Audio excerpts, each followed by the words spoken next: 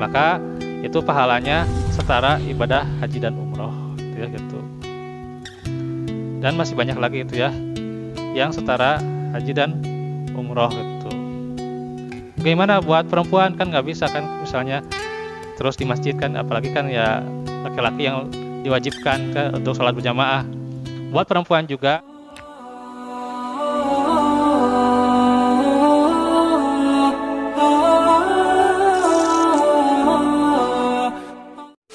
Bismillahirrahmanirrahim. Assalamualaikum warahmatullahi wabarakatuh. Alhamdulillah, di kesempatan hari ini di hari Jumat kita berjumpa lagi dengan acara Bincang Syiar Hijrah TV bersama Bapak Ustadz Rizky dan sama bintang tamu nih, ada bintang tamu ya. Boboto. Namanya? Ali Arnold. Oh gitu ya. Perasaan pernah lihat di podcast apa gitu ya? Podcast tentang apa itu ya? Misteri. Nah, jadi gini teman-teman sahabat dimanapun Anda berada, kita akan membahas hari ini di tema tentang Idul Adha. Nah, keutamaan Idul Adha itu apa aja? Kita akan bahas dengan Bapak Ustadz Rizky yang sudah hadir di acara Bincang Syiar Hijrah TV. Tapi sebelum kita memulai pembahasan ini, ada baiknya bagi kalian yang belum klik tombol subscribe, tekan tombol subscribe sekarang juga supaya bisa mendapatkan update video menarik dari channel ini ya tentang syiar agama. Nanti kita akan sesi belajar Al-Quran mungkin ya. Jadi supaya pemirsa di acara Hijrah TV ini ada sesi membaca Al-Quran yang baik dan benar. Oke, kita akan bahas ya. Nah ini Pak Ustadz, saya ada pertanyaan nih tentang Idul Adha. Misalkan mau menyumbang gitu, menyumbangnya tapi dengan sedekah Idul Adha, sedekah kurban itu ada, memang ada. ya. Assalamualaikum warahmatullahi wabarakatuh. Alhamdulillah, salatu wassalamu ala rasulillah. Baik, alhamdulillah teman-teman, tadi bagaimana menyimak seputar Idul Adha dan pertanyaan ya seputar bagaimana sedekah kurban. Maka tentunya sudah disyariatkan di dalam syariat kita yang indah, bagaimana di antaranya berserikat ya, berserikat seseorang yang mau misalnya sapi ini ya, mau sapi, maka dia harus berserikat 7 orang ya, 7 orang maupun sapi juga, sapi dan unta itu ya, berserikat 7 orang. Nah kalau domba itu seorang itu ya gitu, seorang kalau domba ya, atau kambing gitu ya gitu. Nah untuk sedekah kurban itu sendiri, maka bisa disiasati ya dari sekarang misalnya. Di beberapa DKM dan saya juga menyimak ada di Darul Hasanah yang saya sering mengisi itu ya. Itu mereka itu mengadakan tabungan kurban ya, tabungan kurban. Jadi ya itu kadang sukarela, mereka nabungnya kan bebas ya, bebas nabung berapa nanti sampai terkumpul ya yang 7 orang itu ya ditabung sehingga nanti jadi kurban sapi gitu. Nah itu. Jadi, maka sistem yang telah diajarkan oleh syariat yang indah itu diantaranya adalah serikat, ya, berserikat untuk kurban, ya, gitu. Dan kalau kurban sapi itu harus 7 orang, ya, gitu.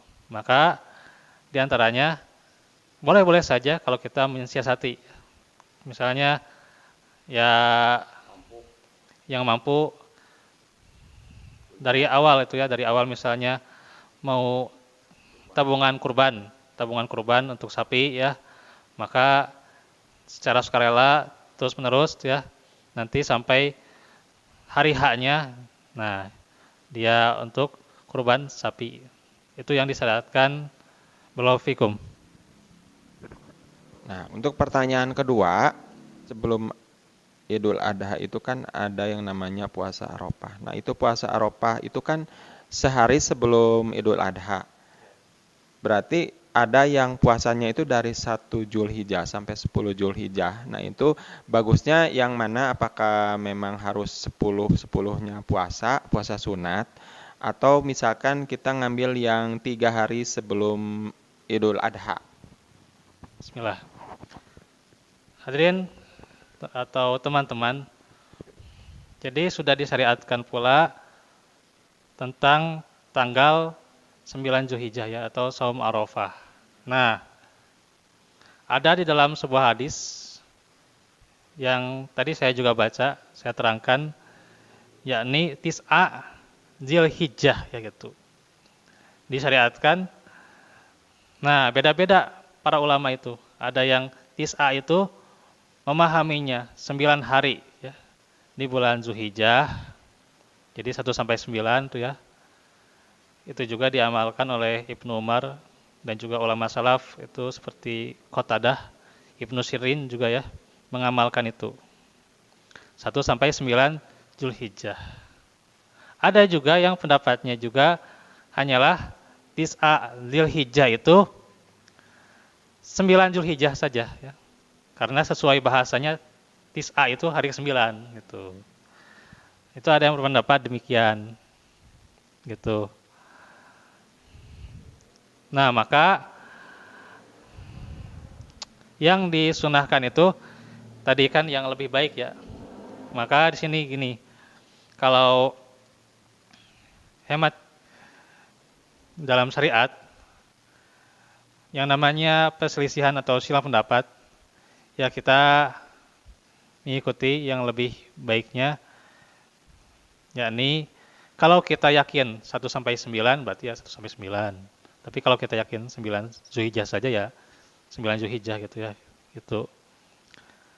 Nah, hanya kan itu ada juga yang dari tanggal 8 ya, tanggal 8. 10 mah kan itu kan 10 Zulhijjah.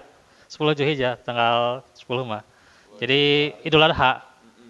Idul Adha kalau 10 Zulhijjah. Jadi nggak bisa 2 hari ya. 8 9.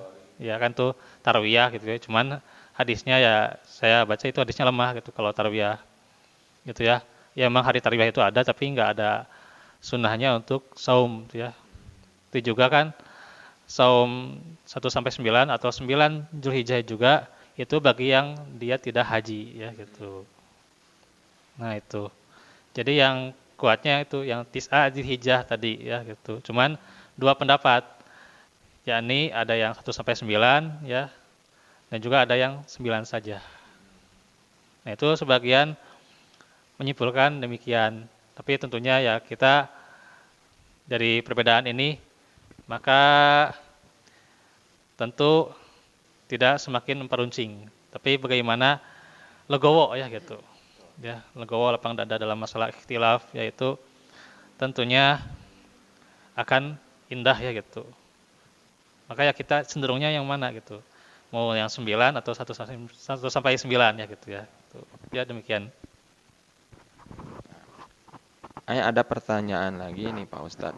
Nah, jadi kalau misalkan ada di anggota keluarga yang sudah meninggal, misalkan kalau bagi yang mampu dengan adanya kurban atas nama misalkan ada ayahnya atau ibunya yang sudah wafat, apakah bisa? Jadi misalkan kurban atas nama almarhum. Nah, itu gimana? Bismillah. Dan saya juga ini teman-teman ya baca di beberapa rujukan ya, termasuk juga yang saya kaji itu juga di Lemah Hegar adalah bagaimana panduan ibadah kurban menuju takwa ya gitu. Nah, di situ dijelaskan kalau kita ingin menyertakan keluarga kita, misalnya ayah atau ibu yang sudah meninggal atau pasangan yang sudah meninggal misalnya, ya. Kalau mau disertakan, sertakan pula dengan orang yang masih hidup. Kan Nabi itu berkorban atas nama umatnya, ya, umatnya baik yang sudah meninggal maupun yang masih ada ya, yang masih hidup gitu. Nah, berarti kalau kita ingin menyertakannya, sertakan pula misalnya dari keluarga saya, misalnya ini kurban atas nama keluarga saya, itu kan sunnah, ada hadisnya itu ya. Itu hadisnya kuat itu ya, atas nama keluarga itu ya gitu. Kurban atas nama keluarga, maka berlaku. Itu juga baik yang masih hidup maupun yang sudah meninggal. Nah, itu untuk ya keluarga. Nah, itu. Adapun misalnya yang khusus untuk yang meninggal saja, maka itu lebih baiknya ada pendapatnya gitu. Ada ya gitu. Saya juga baca pendapatnya. Dan Syekh Utsaimin diantaranya menerangkan pendapat itu. Akan tetapi beliau menggarisbawahi ya bahwa kembali lagi yang lebih kuat adalah yang tadi menyertakan keluarga ya, baik yang masih hidup maupun yang sudah meninggal. Ya, demikian. Apakah Lili ada pertanyaan? Kalau Assalamualaikum warahmatullahi wabarakatuh. Kalau kurban itu dagingnya bisa dibagi-bagikan atau enggak? Kepala yang berkurban itu Ya, Ya. kepala keluarga atau dibagikan ke orang lain. orang lain? Ya. Kan bisa dimakan sendiri. Ya. Baik, untuk masalah pembagian daging hewan kurban itu lebih utama pada sohibul kurban ya. Sohibul kurban dia yang berkurban, dia yang paling berhak punya jatah yang lebih gitu ya. Tuh, lebih utama ya gitu. Jadi jangan disepelekan ya, jangan dilalaikan, sohibul kurbannya dulu gitu ya. Nah, kemudian juga nanti boleh mau ke tetangga atau ke jamaah yang terdekat, silahkan tuh ya gitu. Ini diperbolehkan pembagiannya ya gitu. Dan di surah Al-Hajj ya itu Al-Qani'ah wal Mu'tar ya gitu. Baik mereka yang tidak meminta ya, Al-Qani itu ya tidak meminta daging kurban itu sendiri, atau yang mereka itu meminta daging itu ya gitu, dikasih tetap ya gitu. Itu demikian ya. Ya, ada pertanyaan lagi. Kalau diganti sama ayam, boleh nggak? Baik, ini luar biasa pertanyaan. Bagus sekali itu ya, gitu. Ya, apakah ayam bisa gitu ya? Ya. Oke, saya juga baca beberapa keterangan, termasuk juga tadi ya diterangkan tentang syarat hewan kurban itu ya. Dan di dalam hadisnya itu kan ada yang tsaniyah, ada yang musinnah, ada yang jadaah ya gitu. Nah itu.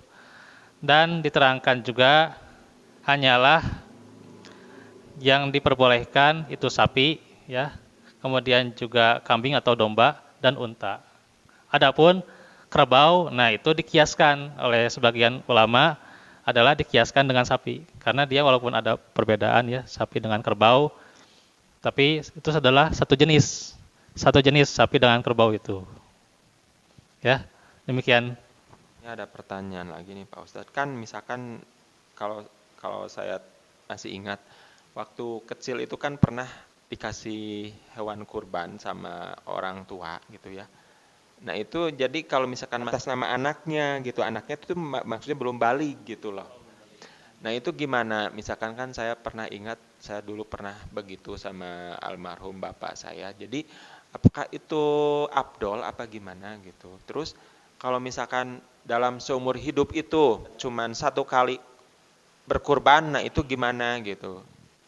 Apakah lebih baiknya begitu apa gimana? Apa tidak sama sekali misalkan orangnya memang bukan tergolong mampu atau di bawah sederhana, setengah-tengah lah gitu. Itu gimana Pak Ustadz? Bismillah. Baik, kembali lagi itu dari kemampuan kita berkurban ya. Jadi apakah itu sederhana atau berkecukupan ya untuk ibadah itu sendiri ya gitu. Maka ya boleh-boleh saja. Ya dari penghasilannya kan misalnya dia sanggup untuk berkorban ya silahkan gitu ya gitu. Nah hanya tentunya yang memberi atas namanya itu ya. Nah tadi kembali ya yang dijelaskan oleh Syekh Utsaimin boleh ya, boleh atas nama orang yang hidup ya. Berarti kalaupun misalnya anaknya belum balik gitu ya, maka diharapkan juga itu adalah sebagai pahala amalan yang nantinya akan sampai juga pada orang tuanya. Sampai ketika misalnya orang tuanya sudah meninggal itu ya. Maka amalan itu juga akan terus menerus ya gitu. Terus menerus selama ya ada kan diantaranya itu amal soleh ya gitu. Amal soleh atau doa seorang anak ya yang soleh itu akan sampai ya kepada orang tua gitu ya gitu. Maka juga diantaranya kan sedekah juga nih, sedekah juga itu sampai kepada orang yang meninggal. Jadi itu nantinya akan menjadi amal yang mengalir ya nanti ketika orang itu sudah meninggal ya gitu. Jadi ya boleh-boleh saja ya dinamakan atas anaknya yang belum balik gitu ya gitu. Cuman emang tetap kaidah fikihnya itu kan ya, kaidah fikihnya itu disebutkan di dalam beberapa ya ilmu fikih ya gitu. Bagaimana ya dia belum balik ya belum berkewajiban ya. Cuma nanti tentu ketika dewasanya maka itu akan jadi pahala yang terus mengalir ya untuk dia dan juga orang tuanya. Demikian. Jadi ada pertanyaan lagi sebelum sesi berakhir. Silakan. Satu pertanyaan terakhir dari Lili. Assalamualaikum warahmatullahi wabarakatuh. Kalau kurbannya atas nama orang lain, boleh nggak? Ya kembali lagi itu ya. Dari Syekh Utsaimin juga itu menerangkan ya. Misalnya orang lain ya gitu. Misalnya buat sahabat kita gitu ya, atau buat selain sohib ya inilah sahabat kita yang jauh gitu mungkin juga ya gitu. Ada yang paling dekat ya gitu atau hanya dekat di sosial media saja gitu ya. Ada gitu juga ya gitu. Ya, asal atas nama orang yang hidup itu diperbolehkan ya gitu. Kalau dia masih hidup kan dia bisa ya sebagaimana Al-Abbas ya Abdul Muthalib itu juga kan senantiasa meminta wasilahnya itu kan kepada orang-orang yang masih hidup ya gitu. Sehingga boleh-boleh saja kalau orang yang masih hidup ya di atas namakan boleh gitu. Cuman tentunya kalau kita ya dengan atas nama kita kemudian kita juga doakan sahabat kita itu juga ijabah ya gitu. Karena ada sebuah hadis juga bagaimana orang yang dia itu nggak tahu ya, dia itu nggak tahu kita mendoakannya, maka kata malaikat walakabil misl ya gitu. Untukmu juga yang demikian ya gitu. Maka kalau kita misalnya beramal sambil kita sertakan doa kita buat sahabat kita walaupun dia tidak tahu, maka kita juga ikut dapat yang serupa. Nah, itu tentu akan jauh lebih indah itu ya gitu. Ya. Wallahu fikum. Nah, ini satu pertanyaan saya dari terakhir ya. Satu pertanyaan terakhir dari saya. Nah, apabila misalkan saya atau siapa pemirsa di rumah gitu ya, ada niatan pengen berhaji tapi belum mampu. Nah, misalkan apakah ada ibadah khusus dia itu tidak berhaji tapi dia itu amalannya itu seperti orang berhaji gitu. Apakah ada gitu amalannya seperti itu? Baik. Ada sebagian amalan yang pahalanya setara haji dan umroh. Misalnya ketika dia datang sholat sebelum azan ini ya, sebelum azan. Jadi sebelum azan dia sudah datang, itu dapat pahala ribat ya, bersiap-siap untuk sholat gitu. Maka itu diantaranya diterangkan oleh para ulama itu setara ibadah haji itu juga ya gitu, atau setara ibadah kurban. Itu yang pertama. Yang kedua, diantaranya juga menunggu ya dari sholat ke sholat. Nah itu ya itu. Misalnya kita tadi nih dari sholat maghrib ya, ketika kita waktu luang menunggu dari sholat maghrib ya, selesai sholat maghrib ke isya, nah itu juga ada pahala ribat ya gitu. Nah itu setara dengan ibadah haji itu ya. Dan ada yang lebih khusus lagi itu ya, ketika kita selesai ba'da sholat subuh ya gitu. Nah, selesai sholat subuh ini ya kita menunggu, kita bisa misalnya baca Quran atau kita sambil berzikir ya, berzikir pagi.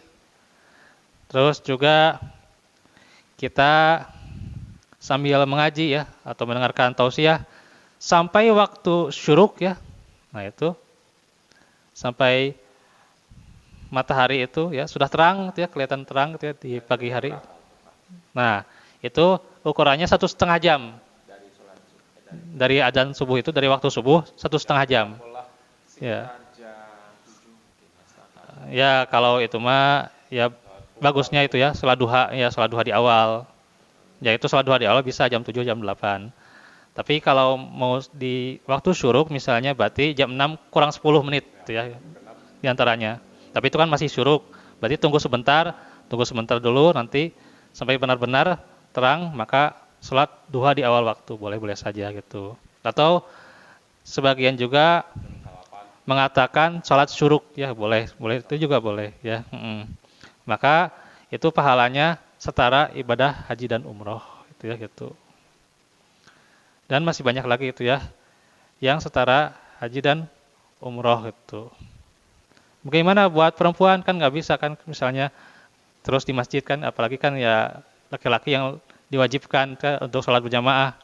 Buat perempuan juga ini para ulama salaf menerangkan bahwa dia bisa ya beramal soleh sampai syuruk walaupun dia di rumah ya, sekedar baca Quran atau sekedar dia berzikir sampai waktu syuruk, kemudian dia sholat, maka itu juga seperti amalan haji dan umroh. Ya demikian.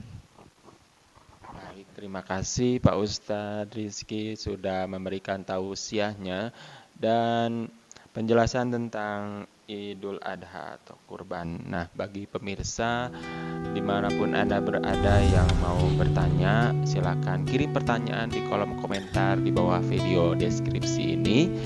Jangan lupa bagi kalian yang belum gabung di channel ini untuk klik tombol subscribe dan tekan notifikasi belnya supaya bisa mendapatkan video tentang tema yang lainnya di kesempatan nanti.